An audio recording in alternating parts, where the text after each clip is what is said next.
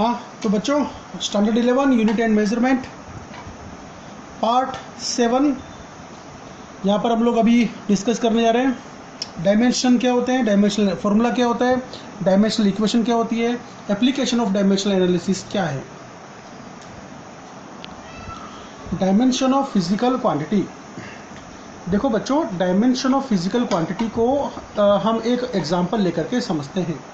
मैं आपको एक सिंपल एग्जांपल बताता हूँ। जैसे कि देखो बच्चों, मैंने लिखा फोर्स, है ना।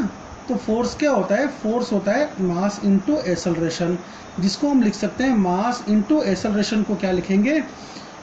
इसको लिखेंगे डिस्प्लेसमेंट डिवाइडेड बाय टाइम का square, displacement divided by time का स्क्वायर। ठीक है। देखो बच्चों, यहाँ पर जो फोर्स है, फोर्स फिजिकल क्वांटिटी के अंदर 1 2 3 अलग अलग टाइप की फिजिकल क्वांटिटी है। मास भी है, डिस्प्लेसमेंट भी है, टाइम भी है। तो मास, डिस्प्लेसमेंट और टाइम से ये फोर्स फिजिकल क्वांटिटी बनी है। मास को मैं लिख देता हूँ कुछ इस तरीके से m।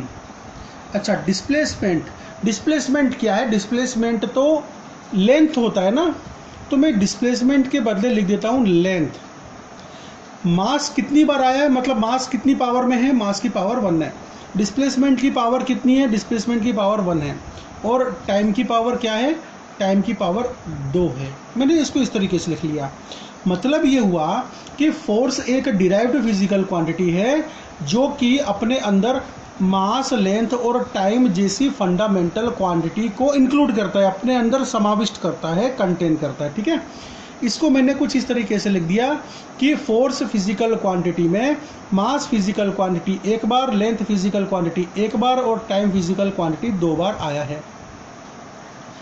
अब ध्यान से सुनना, अब हम यहाँ पर डायमेंशन क्या होता है वो देखने जा रहे हैं। तो देखो बच्चों, फोर्स एक डिराइव्ड फिजिकल क्वांटिटी है जिसके अंदर मास 1 डायमेंशन में, लेंथ 1 डायमेंशन में और टाइम 2 डायमेंशन में है। ठीक है। अच्छा, यहाँ पर देखो t की पावर -2 है, लेकिन बात तो ये है ना कि टाइम कितनी बार, टाइम फिजिकल क्वांटिटी मास के अंदर कितनी बार कंटेन की गई है? 2 बार कंटेन की गई है। ठीक है। तो हम क्या बोलेंगे? अच्छा, हम इसको ऐसे भी बोल सकते हैं, हम बोलेंगे कि force have 1 dimension in mass, force have 1 dimension in length, force have -2 dimension in time. ऐसे भी बोल सकते हैं। एक और देख लो example, velocity is equal to displacement by time. तो डिस्प्लेसमेंट क्या होता है? डिस्प्लेसमेंट तो लेंथ होती है ना, तो इसको मैंने लिख दिया लेंथ अपॉन टाइम, मतलब कि इस तरीके से L1 T -1। ठीक है ना। अब देखो, मैं यहाँ पर क्या कहूँगा कि velocity has 1 dimension in length and -1 dimension in time, है ना। -1 डायमेंशन इन टाइम और 1 डायमेंशन इन लेंथ। अच्छा जी, तो यहाँ पर अब देखो डायमेंशन का अब हमें ना एक व्याख्या बनाने वाले हैं। फॉर्मूला, हम लोग डायमेंशन की डेफिनेशन देने वाले हैं। देखो मैं ये कहूँगा, how many times a fundamental physical quantity with its power is contained by given derived physical quantity। किसी भी डिराइव्ड फिजिकल क्वांटिटी में, किसी भी डिराइव्ड, ये वेलोसिटी डिराइव्ड फिजिकल क्वांटिटी है, किसी भी डिराइव्ड फिजिकल क्वांटिटी में फंडामेंटल क्वांटिटीज कितनी है और वो कितनी कितनी पावर के साथ में कंटेन की गई है इस डिराइव्ड फिजिकल क्वांटिटी में, शामिल की गई है इस डिराइव्ड फिजिकल क्वांटिटी में। ठीक है। तो इसे ही हम कहते हैं डायमेंशन, की कितनी बार, डायमेंशन मतलब कि पावर। ठीक है। कितनी बार, लेंथ 1 बार, टाइम 1 बार। यहाँ पर फोर्स डिराइव्ड फिजिकल क्वांटिटी में मास 1 बार, लेंथ 1 बार और टाइम 2 बार इंक्लूड किया गया है, फोर्स के द्वारा कंटेन किया गया है। तो ये जो पावर्स है ना, ये 1 1 -2, इनको ही हम लोग बोलते हैं डायमेंशन। कि लेंथ 1 डायमेंशन में, मास 1 डायमेंशन में और टाइम 2 डायमेंशन में आया हुआ है। देखो बच्चों, कभी कभी मैं यहाँ पर -2 बोलता हूँ कि -2 डायमेंशन, कभी मैं बोलता हूँ 2 डायमेंशन, आप दोनों ही बोल सकते हो, ठीक है। पर इसका मतलब ये नहीं है कि हम, देखो ये जो फॉर्मूला, ये जो हमने बनाया है ना, ये जो रिलेशन बनाया है ना, तो ये रिलेशन तो एज इट इज रहने वाला है, ठीक है। ये बोलने के लिए हम इस तरीके से बोल सकते हैं कि टाइम 2 बार आया है, या बोल सकते हैं कि टाइम -2 बार आया है, दोनों तरीके से बोल सकते हैं, ठीक है, ओके। लेकिन फिर भी सबसे अच्छा तरीका है ये बोलो कि force has -2 dimension in time, इस तरीके से बोलना है। अच्छा जी, तो ये तो हमने बता दिया कि डायमेंशन क्या होता है, मतलब कितनी बार कोई physical quantity with how many times, मतलब कि with how much power of any fundamental quantity is included contained by given derived physical quantity। अच्छा जी, डायमेंशनल फॉर्मूला के बारे में अब हम बात करते हैं।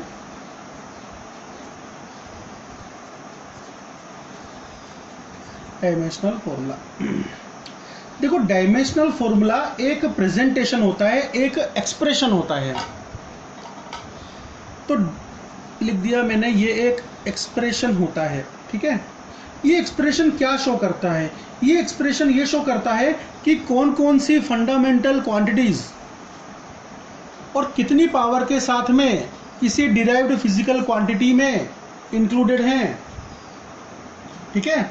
तो देखो मैं लिखूंगा डायमेंशनल फॉर्मूला ऑफ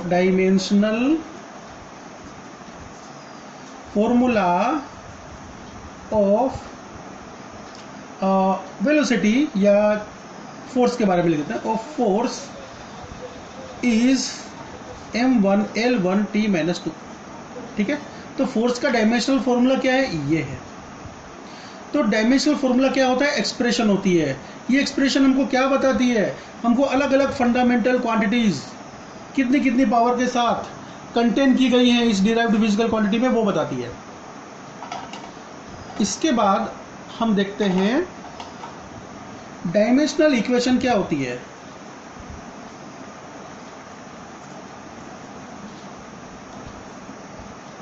देखो बच्चों, जब मैं फॉर्मूला या रिलेशन लिखूं तो एक तरफ तो मैं लिख दूं वर्क, या मैं एक तरफ लिख दूं फोर्स, ठीक है, और दूसरी तरफ इक्वल साइन लगा के मैं दूसरी तरफ लिख दूं फोर्स का जो डायमेंशनल फॉर्मूला है वो ये, ठीक है। इसी तरह से वर्क का डायमेंशनल फॉर्मूला, ये डायमेंशनल फॉर्मूला कैसे निकालते हैं वो हम प्रैक्टिस करेंगे। अभी हाल फिलहाल देख लो, मैं वर्क का डायमेंशनल फॉर्मूला लिख देता हूँ, m1l2t-2, ये लिख दिया, ठीक है ना। तो बेटा ये जो बन गया, क्या जो बन गया, ये जो बन गया, ये डायमेंशनल इक्वेशन कहलाता है, ठीक है। अब देखो ये डायमेंशनल फॉर्मूला और डायमेंशनल इक्वेशन, इसमें कुछ ज़्यादा फर्क है नहीं।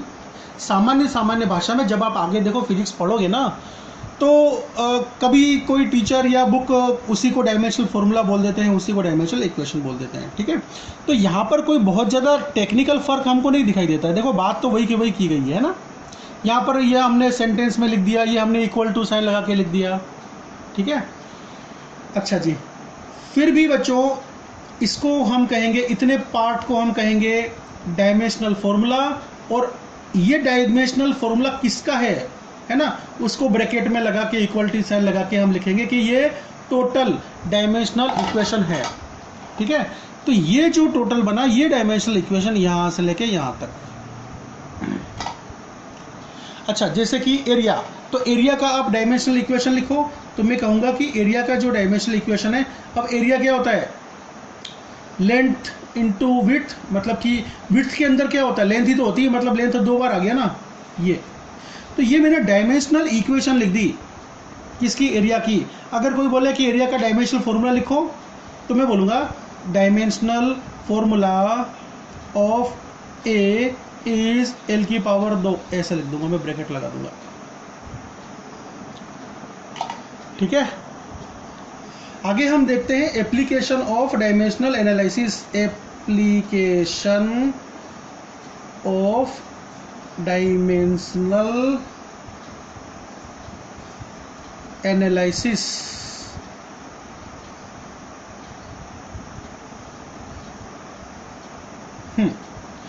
ओके, इससे पहले मैं आपको जो अभी अभी हमने समझा है डायमेंशनल इक्वेशन क्या होती है, डायमेंशनल फॉर्मूला क्या होता है, इनकी डेफिनेशन लिखवा देता हूँ। हाँ बच्चों, नोट कीजिए डायमेंशन। आप वीडियो को पॉज करके नोट डाउन कर लो। इसके बाद डायमेंशनल फॉर्मूला का एग्जांपल वीडियो को पॉज करके नोट डाउन कर सकते हो। उसके बाद डायमेंशनल इक्वेशन, ये डायमेंशनल इक्वेशन का एग्जांपल वर्क और एरिया का एग्जांपल दिया हुआ है, तो आप इसे नोट डाउन कर लीजिए। जिन बच्चों के पास में नोट्स नहीं है वे नोट्स मंगवा सकते हैं, यहाँ पर नंबर दे रखा है, और कॉल नहीं करना है, केवल मैसेज करना है। डायमेंशनल एनालिसिस के उपयोग से, use of dimensional analysis, application of dimensional analysis. Dimensional analysis के उपयोग से हम क्या क्या काम कर सकते हैं? एक, हम कर सकते हैं conversion of unit system, conversion of system of units.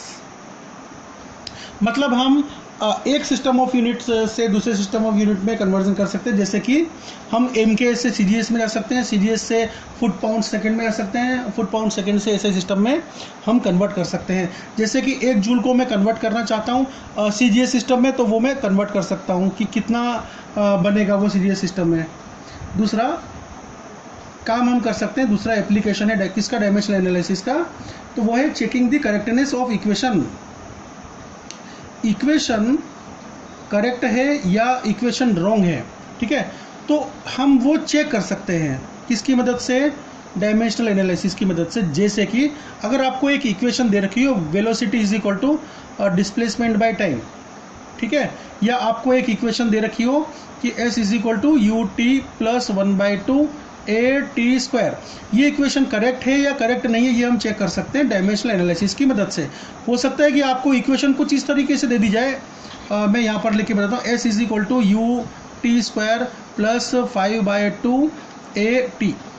अब ये इक्वेशन सही है या ये इक्वेशन रॉन्ग है, ये रिलेशन सही है या गलत है, ये हमको पता करना है, तो ये हम पता कर सकते हैं with the help of dimensional analysis. इसीलिए नेक्स्ट सेकेंड एप्लीकेशन क्या है कि कोई भी इक्वेशन करेक्ट है या नहीं, है ना, checking the correctness of equation.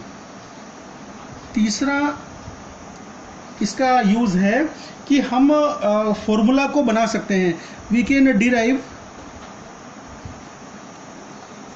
Formula और relation between a different physical quantity.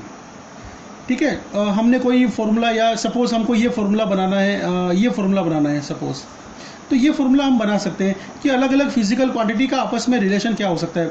Formula मतलब रिलेशन ही तो होता है डिफरेंट फिजिकल क्वांटिटी का। तो ये 3 काम हम कर सकते हैं with the help of dimensional analysis की मदद से। सबसे पहला एप्लीकेशन है conversion of system of unit.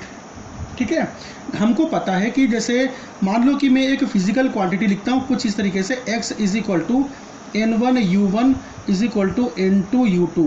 देखो बच्चों, इसका मतलब यहाँ पर मैं आपको बताता हूँ, सपोज हमने 2 किलोग्राम आलू खरीदे, तो 2 किलोग्राम क्या है, मास है ना, मास ऑफ दी पोटैटो, आलू। तो हम इसको लिख सकते हैं कि 2 किलोग्राम, और इसको ऐसे लिख सकते हैं 2000 ग्राम। ठीक है ना, तो देखो यहाँ पर जो न्यूमेरिकल वैल्यू है ना वो 2 है, और यूनिट हमने यूज़ की है किलोग्राम, और यहाँ पर न्यूमेरिकल वैल्यू है 2000 और यूनिट हमने यूज़ करी है ग्राम। तो देखो बच्चों, एक सिस्टम ऑफ यूनिट से दूसरे सिस्टम ऑफ यूनिट में जब हम जाते हैं ना, तो उसी फिजिकल क्वांटिटी को जब हम लिखते हैं तो उसकी न्यूमेरिकल वैल्यू चेंज हो जाती है। ठीक है, यहाँ पर N1 2 है, U1 kg है, तो अब देखो यहाँ पर नई यूनिट आ जाने से हमको नया न्यूमेरिकल वैल्यू लिखना पड़ेगा। ठीक है, तो ये जो एप्लीकेशन ऑफ डायमेंशनल एनालिसिस है, तो इसमें हम ये काम कर सकते हैं, इसकी मतलब डायमेंशनल एनालिसिस की मदद से हम किसी भी सिस्टम का जो ये यूनिट है ना, मतलब हम किसी भी फिजिकल क्वांटिटी के लिए जो सिस्टम ऑफ यूनिट है ना उसको चेंज कर सकते हैं, जिससे कि मैंने यहाँ पर किलोग्राम से ग्राम में कन्वर्ट कर दिया। ठीक है, अच्छा देखो, अब इसका मैं आपको फॉर्मूला बताता हूँ। मान लो कि मैं किसी फिजिकल क्वांटिटी x को लिखता हूँ, ये x क्या है, एक फिजिकल क्वांटिटी है, फिजिकल क्वांटिटी है ना। देखो बच्चों, मैंने लिखा सपोज x को एक न्यूमेरिकल वैल्यू के साथ, और यहाँ पर मैंने लिख दिया सिस्टम ऑफ यूनिट, जैसे कि M1L1T111 M1L1T1 और इसकी पावर ABC। और यहाँ पर मैं नया न्यूमेरिकल वैल्यू लिखता हूँ, न्यूमेरिकल वैल्यू नया, क्योंकि हमारा सिस्टम ऑफ यूनिट बदलने वाला है। यहाँ पर मैं लिखता हूँ मास 2 की पावर A, लेंथ 2 की पावर B और टाइम 2 की पावर C। ये मैंने ब्रैकेट क्लोज कर दिया।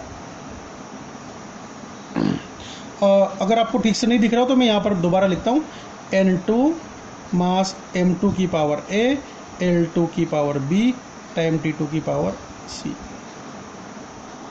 अब वापस इसी एग्जांपल में आते हैं बच्चों। मान लो कि हमारे फिजिकल क्वांटिटी x है और वो 2 किलोग्राम है। हम इस सिस्टम ऑफ यूनिट से, एक सिस्टम ऑफ यूनिट से दूसरे सिस्टम ऑफ यूनिट की तरफ जाना चाहते हैं। हम चाहते हैं कि किलोग्राम को ग्राम में कन्वर्ट कर दें। तो जब मैं किलोग्राम को ग्राम में कन्वर्ट करूंगा, मतलब यूनिट 1 जब यूनिट 2 में कन्वर्ट होगी, तो हमको यूनिट 1 के साथ जो न्यूमेरिकल वैल्यू n1 है ना, उस न्यूमेरिकल वैल्यू n1 के बदले अब हमको नई numerical value n2 find out करनी होगी। तो ये नई न्यूमेरिकल वैल्यू n2 ही हमको मिलने वाली है। कैसे? देखो, मैं n2 को सब्जेक्ट बना लेता हूँ और इसको, इस ब्रैकेट को, मैं पूरे ब्रैकेट को यहाँ पर लेके जाता हूँ नीचे। तो मुझे क्या मिलने वाला है? तो मुझे ये मिलने वाला है, अगर मैं n2 को सब्जेक्ट बना दूँ तो मुझे मिलने वाला है, मैं इसको फिर से लिख देता हूँ, इस n2 को मैं सब्जेक्ट बना लेता हूँ, ठीक है ना। तो मुझे n2 कितना मिलेगा? मुझे n2 मिलेगा, n2 इज इक्वल टू, ये ब्रैकेट तो नीचे आ जाएगा, वो हो जाएगा n1 m1 बाय m2 की power a, l1 bye l2 की power b, t1 bye t2 की पावर c, ठीक है ना। तो बच्चों, ये बन गया हमारा फॉर्मूला कि अगर हम कोई यूनिट चेंज करने पर, सिस्टम ऑफ यूनिट चेंज करने पर जो नया हमको न्यूमेरिकल वैल्यू पता करनी है, तो हम ये कर सकते हैं, ठीक है ना। अब इसको एक्चुअली मैं इसको फॉर्मूला नहीं कहूँगा, फॉर्मूला तो मैं इसको कहूँगा, मतलब रिलेशन तो मैं इसको कहूँगा, क्योंकि हो सकता है आपको न्यूमेरिकल वैल्यू बता दी जाए और आपसे ये कहा जाए कि ये फाइंड आउट करो, ठीक है ना। मतलब इस रिलेशन को हमें ध्यान में रखना है। बच्चों, अभी अभी हमने जो पढ़ा है ना, इसको हम एक एग्जाम्पल से समझ लेते हैं। तो अभी अभी हमने जो बात कही है वो आपको तुरंत समझ में आ जाएगी। देखो, सपोज हमसे ये पूछा जाए कि आप ये बताइए कि यहाँ पर question, velocity is equal to 540 metre per second, ठीक है ना।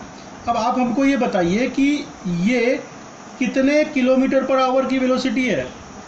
ये लो जी, 540 मीटर पर सेकेंड, ये कितने किलोमीटर पर आवर की वेलोसिटी है, ठीक है ना। तो अगर हमसे ये पूछा जाए, या इसका उल्टा, चलो मैं इसका उल्टा बताता हूँ, ठीक है ना। आप इसका सीधा निकाल के बताना। मैं दोबारा से क्वेश्चन लिखता हूँ। देखो बच्चों, अगर आपको ये बताया जाए कि वेलोसिटी, चलो हटाओ इसको, अगर वेलोसिटी 540 किलोमीटर पर आवर की है, तो आप हमें ये बताइए कि वो कितने मीटर पर सेकेंड की वेलोसिटी है, ठीक है। तो देखो बच्चों, ये जो है ना, ये हमारा प्रैक्टिकल यूनिट का सिस्टम हो गया, किलोमीटर आवर, ठीक है ना। और ये हमारा एसआई सिस्टम हो गया। तो अगर हम यूनिट को कन्वर्ट कर देते हैं प्रैक्टिकल सिस्टम से एसआई सिस्टम को, तो ये न्यूमेरिकल वैल्यू भी तो चेंज हो जाएगी। कौन सी न्यूमेरिकल वैल्यू? ये न्यूमेरिकल वैल्यू तो चेंज हो जाएगी ना। यहाँ पर हमको कुछ दूसरी न्यूमेरिकल वैल्यू रखनी पड़ेगी। तो बताओ ये न्यूमेरिकल वैल्यू क्या है? तो देखो, ये कैसा बन गया, v एक फिजिकल क्वांटिटी है x, मैं इसको लिखता हूँ n1, इसको लिखता हूँ u1 is equal to n2 u2। u2 है एसआई सिस्टम की यूनिट और n2 हमको पता करना है। चलो जी, अब देखो हम क्या करते हैं, हम इसको किस तरह से ऑपरेट करते हैं। देखो ध्यान से, एक तरफ तो मैं लिख लूंगा सिस्टम 1 और दूसरी तरफ लिख लूंगा मैं सिस्टम 2। चलो, मैंने लिख दिया सिस्टम 1 और यहाँ पर मैं लिख दूंगा सिस्टम 2। ओके जी, ये हाँ। अब देखो बच्चों, सिस्टम 1 में, कौन से वाले सिस्टम 1 में, मैं इसको सिस्टम 1 मान लेता हूँ। तो इस सिस्टम 1 में n1 कितना है, सबसे पहले वो लिखो अगर दिया है तो। हाँ दिया है, n1 इज इक्वल टू 540 है। अच्छा, यहाँ पर जो वेलोसिटी है, वेलोसिटी में कौन कौन सी फंडामेंटल फिजिकल क्वांटिटी होती है, लेंथ होती है और टाइम होता है। लेंथ होती है, टाइम होता है। ये लेंथ और टाइम ये system one unit system one में आते हैं, इसलिए मैंने L1 T1 लिख दिया। L1 देखो बच्चों, यहाँ पर जो भी मैं लेंथ मापूंगा, सिस्टम वन के अंदर जो लेंथ मापी जाती है वो किलोमीटर में मापी जाती है, यहाँ पर लिखा हुआ है 1 किलोमीटर। यहाँ पर जो टाइम मापा जाता है वो 1 आवर में मापा जाता है। चलो जी, सिस्टम 2 की बात करते हैं। सिस्टम 2 में लेंथ मापी जाती है मीटर में और टाइम मापा जाता है सेकेंड में। यहाँ पर लिखो न्यूमेरिकल वैल्यू कौन सा दिया है, क्या नहीं दिया, यही तो पता करना है। अच्छा जी, यहाँ पर L2 कितना, मतलब कि लेंथ किस में मापी जाती है, तो भैया मीटर में मापी जाती है। और सिस्टम 2 कौन सा है, ये SI सिस्टम है ना, ये वाला नया सिस्टम। टाइम किस में मापा जाता है, सेकंड में मापा जाता है, इसलिए मैंने T2 = 1 सेकेंड लिख दिया। अब ये जानकारी मिल गई हमको। चलो जी, अब एक काम करते हैं, इस N1 के बदले हम लिख लेते हैं N1, U1 के बदले हम लोग लिख लेते हैं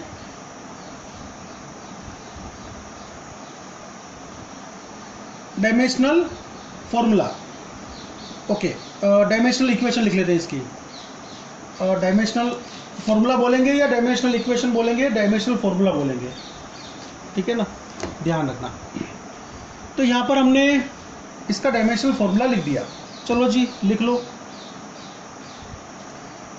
L1 की पावर 1 T की पावर -1 T1 की पावर, ठीक है। यहाँ पर लिख दो N2 LT L2 T2 L2 की पावर 1 और T की पावर -1। देखो, हमको पता करना है कि N2 क्या है, तो हम लिखेंगे N2 = N1। N2 को सब्जेक्ट बना लो, ये L2 और T-2 T2 की पावर -1 ये नीचे आ जाएगा। L1/L2 की पावर 1 T1/T2 की पावर -1, ठीक है। अब इसको ऑपरेट करेंगे। देखो, यहाँ पर मैंने लिखा N1 का वैल्यू कितना है 540, ये लिख दिया जी 540। L1/L2 लिखना है ना, L1 कितना है 1 किलोमीटर। 1 किलोमीटर को कैसे लिखोगे, यहाँ पर 1 किलोमीटर कैसे लिखेंगे, ऐसे लिख देंगे। चलो हाल फिलहाल L2 कितना है 1 मीटर, 1 मीटर की पावर 1 है ना। अब T1, तो टाइम T1 कितना है 1 आवर। 1 आवर मतलब कि चलो हाल फिलहाल 1 आवर लिख दो। T2 1 सेकेंड, पावर है -1। ऑपरेट करते हैं, = 540 1 किलोमीटर, इसको लिख दो 1000 metre divide by 1 metre. 1 metre से 1 metre cancel, power 1। 1 hour, 1 hour में कितने सेकेंड, 60 × 60 सेकेंड, और कितने सेकेंड डिवाइड बाय 1 सेकेंड, ठीक है जी, की पावर -1। 1 सेकेंड से 1 सेकेंड कट गया, ये हो जाएगा 540 × 1000। 1000 की पावर 1 है ना। चलो जी, अब देखो 60 × 60 की पावर -1 है, मतलब नीचे आ जाएगा ना। चलो जी, इससे ये कट गया, ये 2 0 मैंने काट दिए, तो ये आ जाएगा 5400 डिवाइड बाय 6 × 6। तो बच्चों ये तो आप आगे ऑपरेट कर लोगे ना, 6 9 54, ये तो आगे ऑपरेट कर लेना खुद ही। अब चलो, ये आगे अब नहीं बता रहा, ठीक है, ये तो न्यूमेरिकल वैल्यू आ गई। तो पता चला कि किस तरीके से हम लोग एक सिस्टम ऑफ यूनिट से दूसरे सिस्टम ऑफ यूनिट में शिफ्ट कर सकते हैं और उसी फिजिकल क्वांटिटी को लिख सकते हैं। डायमेंशनल एनालिसिस का अगला एप्लीकेशन है to check the correctness of given equation. कोई इक्वेशन करेक्ट है या नहीं वो चेक करना। इस एप्लीकेशन को देखने से पहले हम लोग एक चीज़ समझ लेते हैं, वो है प्रिंसिपल ऑफ होमोजेनिटी। बच्चों, प्रिंसिपल ऑफ होमोजेनिटी का ये मतलब होता है कि अगर आपके पास में 2 डायमेंशनल फॉर्मूला, सपोज आपके पास में कोई रिलेशन है, जैसे कि V = डिस्टेंस बाय टाइम का रिलेशन है, ठीक है ना। तो देखो, ये रहा हमारा लेफ्ट हैंड साइड और ये रहा हमारा राइट हैंड साइड। तो मैं ये कहूँगा कि आप लेफ्ट हैंड साइड का और राइट हैंड साइड का दोनों साइड का डायमेंशनल फॉर्मूला लिख लो, ठीक है। तो हम क्या करते हैं, दोनों ही साइड का जो डायमेंशनल फॉर्मूला है वो लिख लेते हैं। चलो लिखते हैं। सपोज लेफ्ट हैंड साइड का डायमेंशनल फॉर्मूला हमको मिला m की पावर a, l की पावर b, t की पावर c, और राइट हैंड साइड का डायमेंशनल फॉर्मूला मिला m की पावर x, l की पावर y, t की पावर z। तो यहाँ पर अब मैं कंडीशन लगाने जा रहा हूँ। तो कंडीशन ये लगा रहा हूँ कि इफ, देखो बच्चों, अगर ये m की पावर दोनों ही तरफ LHS साइड और RHS साइड m की पावर अगर एक जैसी हो, ये if a is equal to x, इसी तरह से l की पावर भी एक जैसी हो, जैसे कि b is equal to y, और t की पावर भी एक जैसी हो, c is equal to z। हाँ, तो अगर ये पावर एक जैसी हैं तो मैं कहूँगा कि ये जो हमारा रिलेशन मिला है हमको, ये जो रिलेशन है, कौन सा वाला रिलेशन, ये रिलेशन हमारा डायमेंशनली करेक्ट रिलेशन है, मतलब डायमेंशनली करेक्ट फॉर्मूला है। इसको मैं एक एग्जांपल देता हूं, आप बात को तुरंत समझ जाओगे। देखो बच्चों, जहां तक सवाल रही रहा प्रिंसिपल ऑफ होमोजेनिटी, तो वो तो हमने ये समझ लिया कि लेफ्ट हैंड साइड और राइट हैंड साइड जो फॉर्मूला हमको दिया होता है, उसके LHS और RHS साइड को अगर हम देखें, दोनों के डायमेंशनल फॉर्मूला अगर हम लिख लें, तो उसमें जितनी भी फंडामेंटल फिजिकल क्वांटिटीज हैं, उन सभी fundamental physical quantity left hand side और राइट हैंड साइड, दोनों ही साइड जितनी भी फंडामेंटल फिजिकल क्वांटिटी हैं, अगर वो सेम डायमेंशन में इंक्लूडेड हैं, तो हम कहेंगे कि यहां पर होमोजेनिटी है, इस रिलेशन में होमोजेनिटी है, ऐसा हम कहेंगे। अब बात आती है checking of correctness of given relation, ठीक है।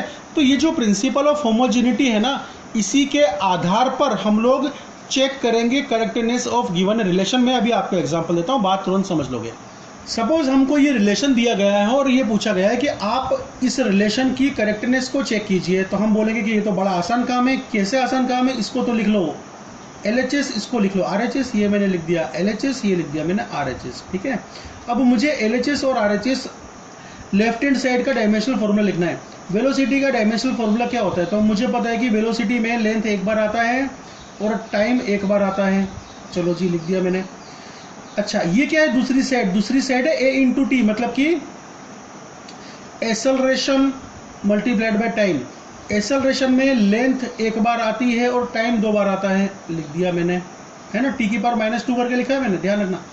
अच्छा जी, और टाइम कितनी बार, ये क्या है, टाइम है ना। तो टाइम में टाइम कितनी बार आता है, टाइम में टाइम एक बार आता है। चलो जी, इन दोनों को मल्टीप्लाई करके देख लो। तो देखो, ये है l की पावर 1, ये है t की पावर -2, t की पावर 1, मतलब t की पावर -2 + 1, तो ये हो जाएगा l की पावर 1 t की पावर -1। चलो जी, l की पावर 1 t की पावर -1, ये मैंने LHS लिखा। अब मैं क्या देख रहा हूँ, मैं ये देख रहा हूँ कि लेफ्ट हैंड साइड में और राइट हैंड साइड में दोनों के जब डायमेंशनल फॉर्मूला फाइनली जब मैंने निकाल लिया, तो मैंने ये देखा कि दोनों जगह एक जैसी फिजिकल क्वांटिटीज का इन्वॉल्वमेंट है। ओके, दोनों ही जगह जितनी भी फिजिकल क्वांटिटी का इन्वॉल्वमेंट है ना, तो सेम फिजिकल क्वांटिटी, जैसे कि लेंथ और लेंथ, वो सेम डायमेंशन में है, मतलब सेम पावर में है। टाइम और टाइम दोनों की पावर सेम है। इसीलिए ये जो इक्वेशन हमको मिली, कौन सी, ये हमको इक्वेशन बता रही है, मतलब हम ये कहेंगे कि ये जो इक्वेशन है, ये जो फॉर्मूला है, ये रिलेशन डायमेंशनली करेक्ट है।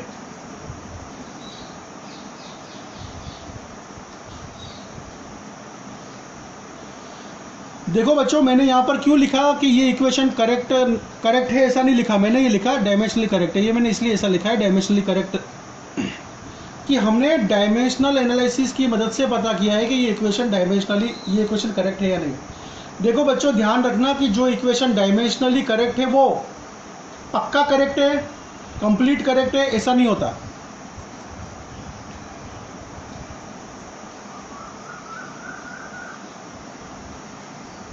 Dimensionally correct equation completely correct होगी ऐसा नहीं होता, पर एक बात तो पक्की है कि जो इक्वेशन कंप्लीटली करेक्ट है वो डायमेंशनली करेक्ट पक्का होगी, इस बात का ध्यान रखना। मैं एक एग्जांपल लेता हूँ, जैसे कि अगर मैंने लिखा v is equal to 1/2 AT, तो ये इक्वेशन डायमेंशनली करेक्ट है क्योंकि लेफ्ट हैंड साइड का जो डायमेंशन, लेफ्ट हैंड साइड में आने वाली सारी फिजिकल क्वांटिटीज़ उनके डायमेंशनल फॉर्मूला ये होगा, राइट हैंड साइड में आने वाले सारे जो ये फिजिकल क्वांटिटीज़ हैं उनका मिला करके डायमेंशनल फॉर्मूला ये बनने वाला है। और हम देखेंगे कि ये जो डायमेंशनल इक्वेशन बनी है ना, ये दोनों ही साइड है ना, LHS और RHS को अगर हम देखें तो ये तो यहाँ पर होमोजेनिटी है, ठीक है ना। तो हम क्या बोलेंगे, होमोजेनिटी है तो भैया ये इक्वेशन तो डायमेंशनली करेक्ट है। कौन सी, मैं इसकी बात कर रहा हूँ। अब ये इक्वेशन डायमेंशनली करेक्ट है, लेकिन यहाँ पर ये इक्वेशन कंप्लीटली करेक्ट नहीं है क्योंकि ये नहीं आना चाहिए, पर ये है 1/2 यहाँ पर लगा दिया मैंने, ठीक है। एक और एग्जांपल से बात तुमको समझाता हूँ, जैसे कि मैंने लिखा force is equal to 1/3 mass into acceleration. अब ये इक्वेशन है ना बच्चों, डायमेंशनली करेक्ट है पर ये कंप्लीटली करेक्ट नहीं है, ठीक है ना। तो अगर मैं देखूं लेफ्ट हैंड साइड में जो डायमेंशनल फॉर्मूला है वो क्या बनता है, m1 L2 T-2 बनने वाला है। ये कैसे बना ना बच्चों, ये मैं अभी बताऊंगा बाद में, अभी आप इसको देख लो। अच्छा जी, यहाँ पर जो डायमेंशनल फॉर्मूला बनने वाला है वो क्या बनने वाला है, मास और ए को मिला करके, तो वो भी यही बनने वाला है, m1 L2 T-2 यही बनने वाला है। तो यहाँ पर तो प्रिंसिपल ऑफ होमोजेनिटी दिखाई दे रहा है ना। तो हम क्या कहेंगे कि ये इक्वेशन डायमेंशनली करेक्ट है, लेकिन हमको पता है ना कि जो इक्वेशन डायमेंशनली करेक्ट हो वो ये आवश्यक नहीं है कि कंप्लीटली करेक्ट हो। पर एक बात तो पक्की, अगर कोई इक्वेशन कंप्लीटली करेक्ट है तो वो इक्वेशन डायमेंशनली करेक्ट है पक्का, ठीक है। हाँ बच्चों, प्रिंसिपल ऑफ होमोजेनिटी की डेफिनेशन नोट डाउन कर लो।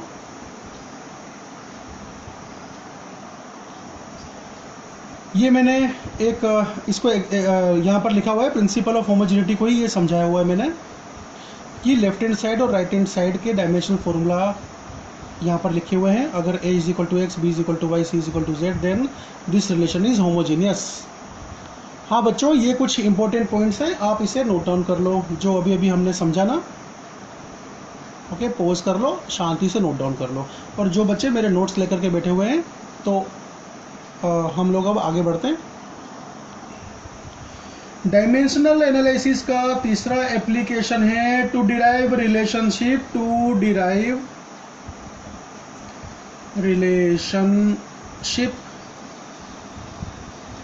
बिटवीन। बच्चों मैं आपके सामने पूरी डेफिनेशन इसलिए नहीं लिखता, पूरे के पूरे जो डेरिवेशन है मैं आपको नोट डाउन ऐसे लिख के इसलिए नहीं करवाता हूँ कि ये करने बैठ गया तो आपका वीडियो बहुत लंबा खिंच जाएगा, ठीक है। इससे अच्छा ये है कि मैंने आपके लिए जो नोट्स बना रखे हैं तो वो आप नोट्स मंगवा लो, और जब भी आप हम लोग जो टॉपिक डिस्कस करेंगे तो उस समय उस टॉपिक को नोट्स में जो है आपको भिजवा रखे उसको खोल के बैठा करो।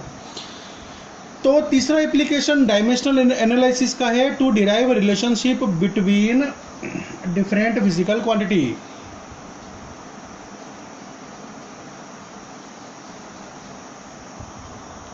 देखो बच्चों, ये बात आपको एक एग्जांपल से समझनी होगी, ठीक है, अभी आप समझ जाओगे।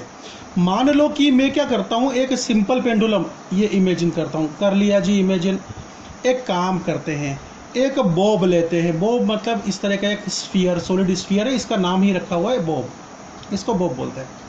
ये एक सिंपल पेंडुलम है। इस सिंपल पेंडुलम का लेंथ कितना है, तो देखो यहाँ बॉब का जो सेंटर ऑफ मास है यहाँ से लेकर के जहाँ से फ्रीली सस्पेंड किया है, मतलब ये जो लेंथ है ना, ये लेंथ L हमने मानी, ठीक है।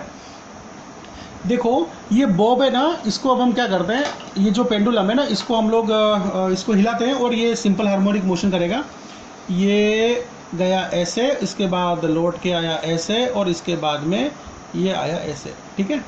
तो देखो मैं ये कहूँगा कि यहाँ पर इसका एक कंप्लीट वाइब्रेशन होता है।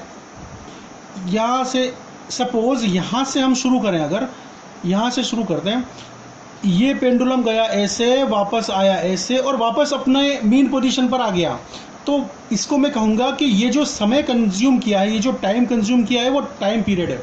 मतलब एक कंप्लीट वाइब्रेशन के लिए, एक कंप्लीट वाइब्रेशन के लिए जो टाइम रिक्वायर्ड होता है ना, उसी को हम बोलते हैं टाइम पीरियड। Time period. देखो बच्चों, अब एग्जांपल यहाँ पर मैं आपको बताने जा रहा हूँ, वो ये है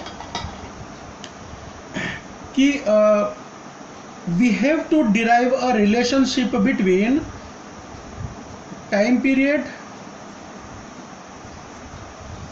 T, length of the pendulum, gravitational acceleration. आपको पता है ना, ये जो बॉब है इसके ऊपर एक फोर्स लग रहा है, ग्रेविटेशनल अट्रैक्शन फोर्स, और वो mg है। ठीक है, यहाँ पर m क्या है, मास है, और g कौन है, ग्रेविटेशनल एक्सेलरेशन। इसका वैल्यू क्या होता है, 9.8 इंटू 10 टू दी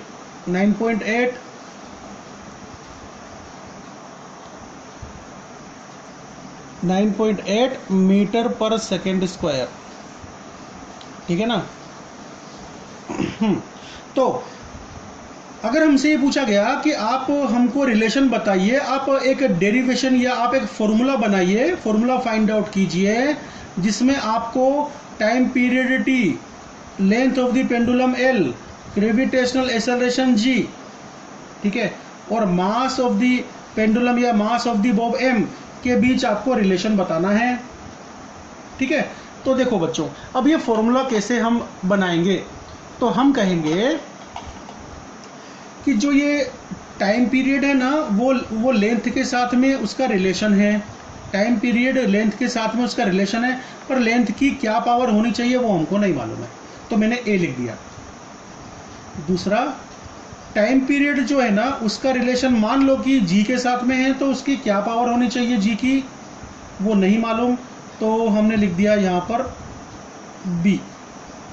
अब जो एक काम करते हैं ना, चलो ऐसा भी कर सकते हैं, कोई दिक्कत नहीं है, जी की पावर बी मान ली।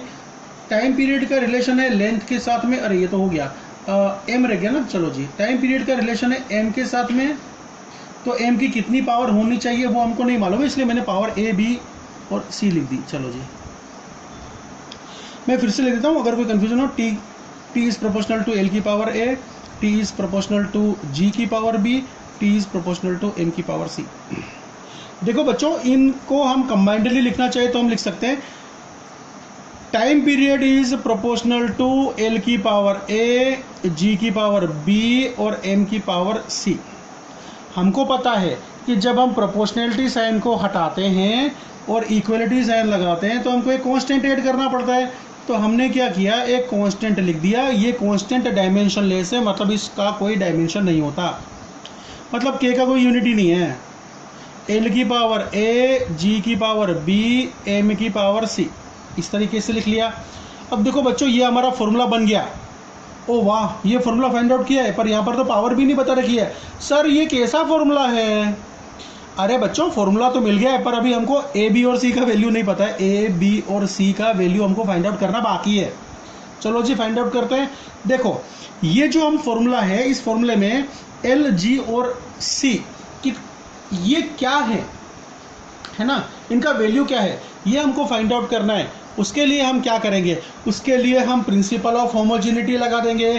प्रिंसिपल ऑफ होमोजेनिटी क्या बोलती है, लेफ्ट हैंड साइड का dimensional formula right hand side के डायमेंशनल फॉर्मूला के बराबर होना चाहिए, राइट हैंड साइड के डायमेंशनल फॉर्मूला के बराबर होना चाहिए। चलो जी, कर लेते हैं।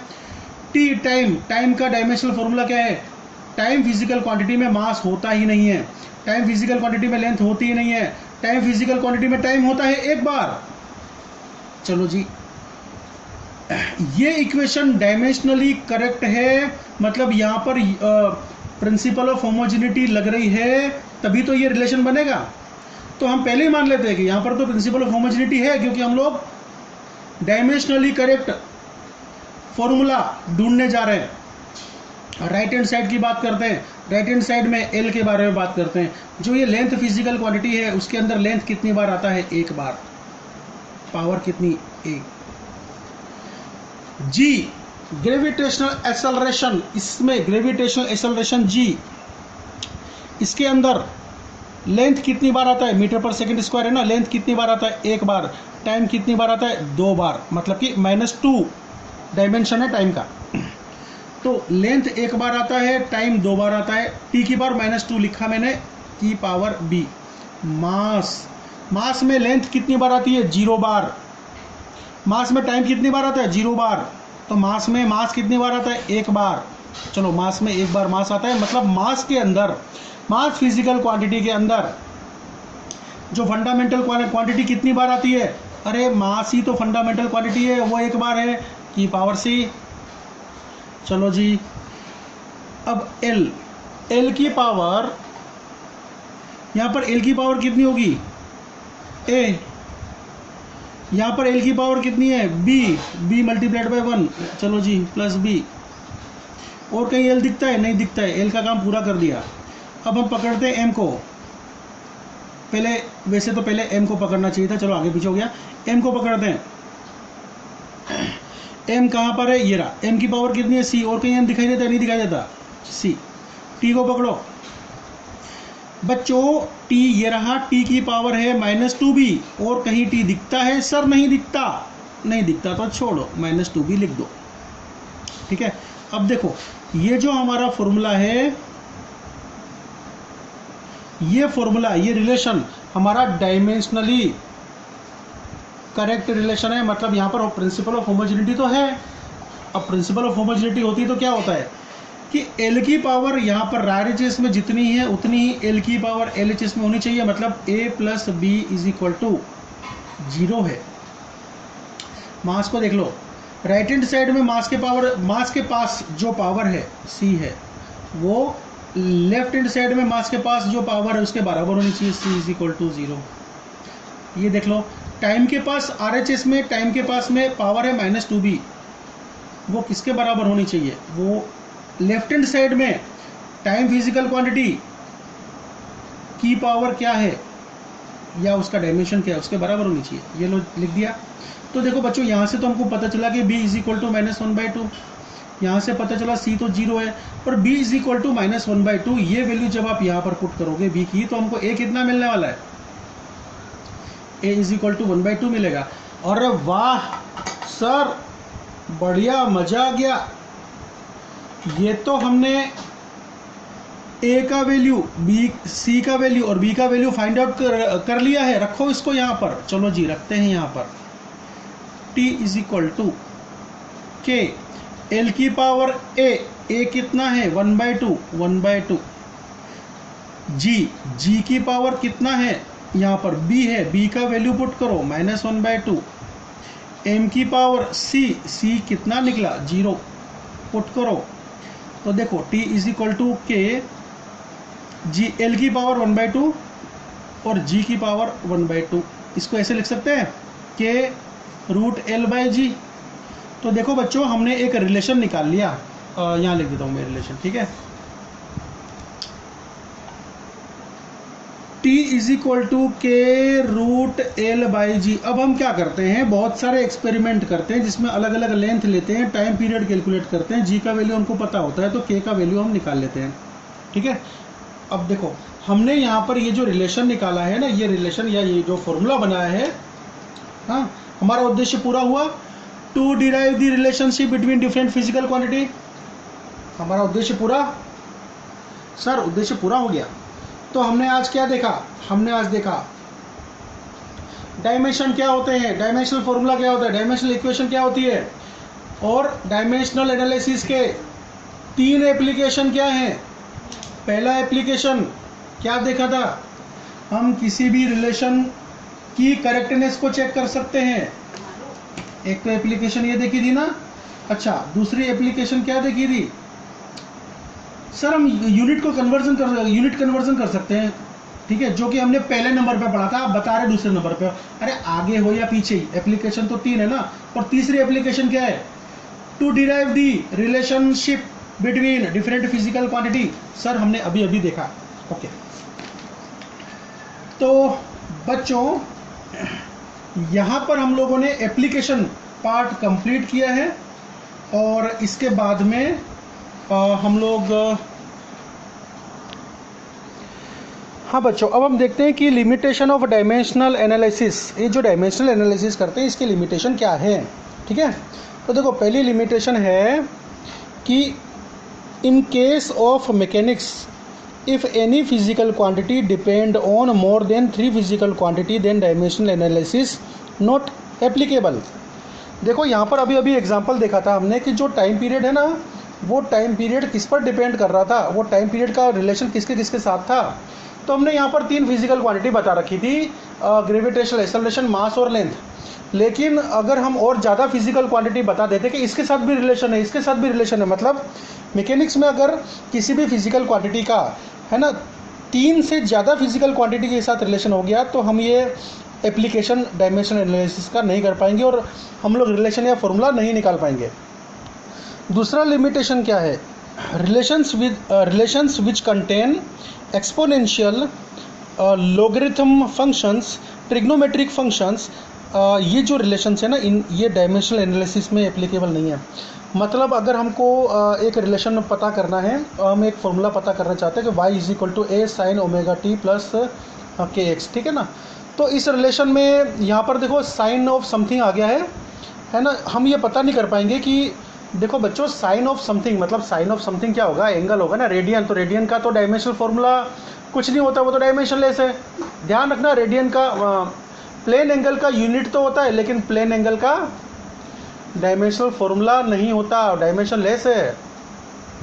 तो देखो बच्चों, जब इस तरह की जो फिजिकल क्वांटिटीज़ आ जाती हैं या ये ट्रिग्नोमेट्रिक फंक्शन आ जाते हैं तो ऐसे केस में ये डायमेंशनल एनालिसिस की मदद से हम लोग एग्जैक्ट रिलेशन नहीं निकाल पाते हैं।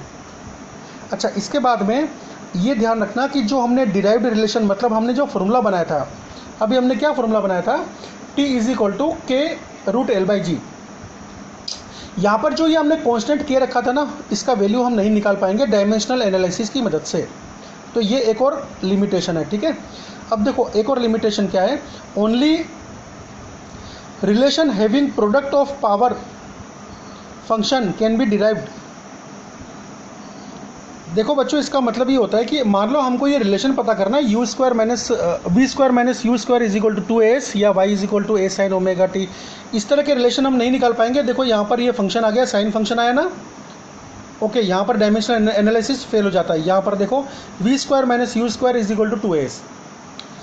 जब तक केवल और केवल प्रोडक्ट की बात आती है, जैसे कि ये अगर कोई लिख दे, इसको मैं छुपा देता हूँ, चलो, V square is equal to 2as है ना, तो ये रिलेशन तो हम चेक भी कर लेंगे, ये रिलेशन हम लोग एक बार को फाइंड आउट भी कर लेंगे कि V square is equal to as है कि नहीं है, मतलब वेलोसिटी का एक्सेलरेशन और डिस्टेंस के साथ रिलेशन है या नहीं, तो ये तो हम लोग फाइंड आउट कर लेंगे।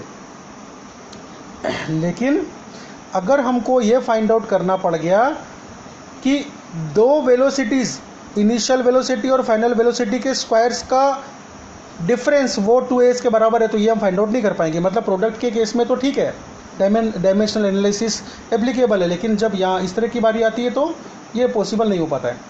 अच्छा, अब देखो एक समस्या क्या है कि जैसे ये एक एग्जांपल दे रखा है, dimensional formula m1 L2 T-2, ये वर्क के लिए भी है, टॉर्क के लिए भी है, दोनों के लिए ही है, लेकिन वर्क का मीनिंग डिफरेंट होता है, टॉर्क का मीनिंग डिफरेंट होता है। तो दो अलग अलग फिजिकल क्वांटिटीज़ जिसका मीनिंग डिफरेंट है, उनके डायमेंशनल फॉर्मूला सेम हो सकते हैं। तो डायमेंशनल फॉर्मूला हमको एग्जैक्ट फिजिकल क्वांटिटी के बारे में सही से इन्फॉर्मेशन नहीं दे पाता। इसे नोट डाउन कर लो, ये हम पहले भी बता चुके हैं कि जो कोई भी फिजिकल क्वांटिटी है वो अगर डिपेंड कर रही है 3 या 3 से ज़्यादा अदर फिजिकल क्वांटिटी पर, तो डायमेंशनल एनालिसिस एप्लीकेबल नहीं है। तो जहाँ तक 3 या 3 से कम फिजिकल क्वांटिटी का रिलेशन किसी फिजिकल क्वांटिटी से है, तो वहाँ पर ही केवल पॉसिबल है डायमेंशनल फॉर्मूला, ठीक है। तो आप इसे नोट डाउन कर लो, फिजिकल क्वांटिटी डिपेंड ऑन 3 और less than 3 other physical quantity and if in this more than 1, यहाँ पर एक नई बात और आ रही है, if in this more than 1 have same dimensional formula then dimensional analysis not applicable. एक नई बात और निकल के आ गई, वो ये निकल के आ गई कि मान लो कि अगर मैं ये कहूँ कि वर्क का रिलेशन टॉर्क के साथ, लेंथ के साथ और टाइम के साथ क्या है वो फाइंड आउट करो। तो यहाँ पर एक समस्या हो जाएगी कि वर्क का और टॉर्क का दोनों का डायमेंशनल फॉर्मूला एक जैसा है। तो कभी भी फिजिकल क्वांटिटी के रिलेशन की बात आती है और वहाँ पर किसी दो फिजिकल क्वांटिटी का डायमेंशनल फॉर्मूला एक जैसा हो गया तो ये डायमेंशनल एनालिसिस पॉसिबल नहीं हो पाएगा। ठीक है। और जो ये डायमेंशनल एनालिसिस है ये डिराइव या चेक करता है डायमेंशनली करेक्ट फॉर्मूला, लेकिन ये जो डायमेंशनल एनालिसिस है ना ये कभी भी चेक नहीं कर पाता एक्चुअल फॉर्मूले को। मतलब ये फॉर्मूला एक्चुअल फॉर्मूला है ये पता नहीं कर सकते डायमेंशनल एनालिसिस की मदद से, पर हाँ ये फॉर्मूला डायमेंशनली करेक्ट है या नहीं ये हम पता कर सकते हैं डायमेंशनल एनालिसिस की मदद से। ठीक है। तो बच्चों यहाँ पर अब हम विराम लेते हैं, आज की ये कथा विराम लेती है अब। और आप नोट्स लेकर के बैठना, और जिनके पास नहीं है वो मंगवा लो, ये नंबर दिया हुआ है, कॉल नहीं करना है, आपको मैसेज करना है। तो मैं फिर मिलते हैं बच्चों, सभी को नमस्ते, जय श्री राम।